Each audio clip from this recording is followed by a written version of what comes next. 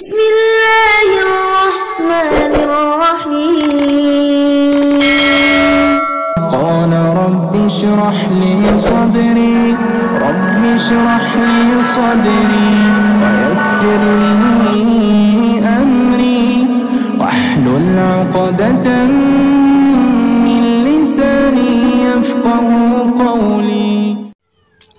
أعوذ بالله السميع العليم ومن الشيطان الرجيم وبسم الله الرحمن الرحيم وصلى الله على النبي الكريم والصلاة والسلام على أشرف المرسلين نبينا وسيدنا محمد وعلى آله وصحبه ومن تبعهم بإحسان إلى يوم الدين. أما بعد السلام عليكم ورحمة الله تعالى وبركاته. a tambayar mu akan istihar ramli, tambaya ta farko ita ce kamar haka: shin kaunar da ke tsakanin mu za ta dore? Ma'ana kamar a ce mace take wannan tambayar ko namiji ne, ana tambaya akan cewa kaunar da ke tsakanin su za ta dore ko ba za ta dore ba.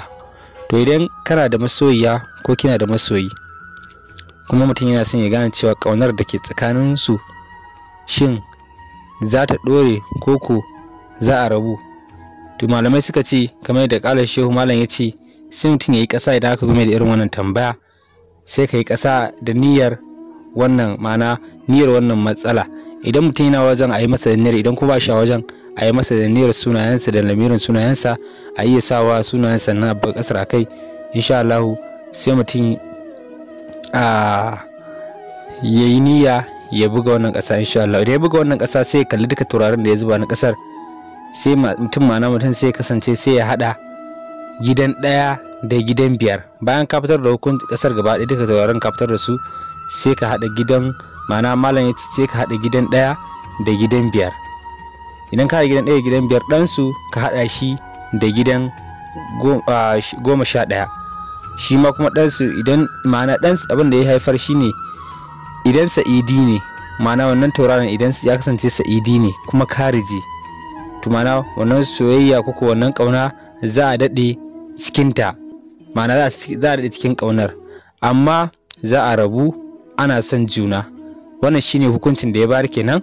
Idan an haɗa wancan gidaje, abin da ya bayar in ya kasance shine sa'idi kariji, to shine za a kasance cikin ƙaunar, amma za a rabu ana son juna. Ma'ana kamar rabuwa ana son juna shine zai kasance kamar mutuwa kenan ta Egypta tsakaninsu, ko wata kaddara ta faɗo, wani abu dai wanda Allah ya kiyaye ba fata yake ba kuma zai iya faruwa, zai sa suna son juna za su rabu.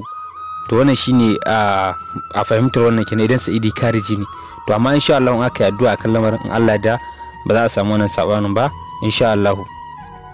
Sannan idan ya kasance kuma bayan haɗa wannan abun, idan ya kasance sa'idi ne dakili, ma'ana ya kasance sa'idi ne dakili,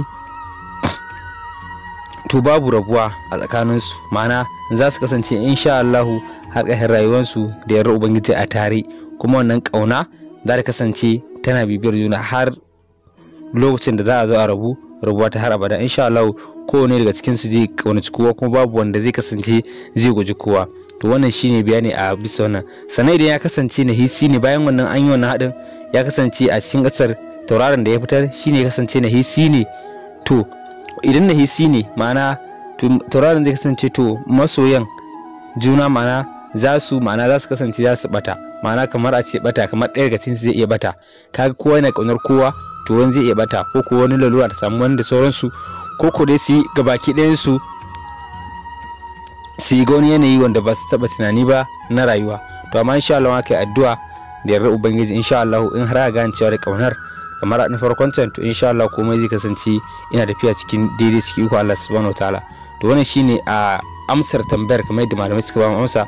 Wannan ita ce na amsar tambayar da malamai suka tsaya malaman ramli akan wannan fahimta. Insha Allah za mu ci gaba da kawo muku dukan misalin tambayoyi akan wannan insha Allah. Sannan ba da kuma akwai addu'o'i, idan mutum ya fahimci irin wannan akwai addu'o'in da ya kamata yi insha Allah sai ya tambayi malamai domin fitar da irin wannan addu'o'i da kuma abubuwan da ya dace a yi na samun kariya da kuma ɗorewar abu insha Allah. Amfanin istihara shine a gane cewa ga matsayin da ake ciki, sai a gane irin addu'ar da insha Allah. Wannan shine bayani a bisa wannan insha Allah. Har kullum almajirin ku Musa Almusawi nake muku bayanin wannan tambaya da amsar ta. Duka abin da muka yi da muna roƙon Allah subhanahu wataala ya ba mu ladan sa, wanda muka yi kuskure kuma muna roƙon Allah subhanahu wataala ya yafe mana.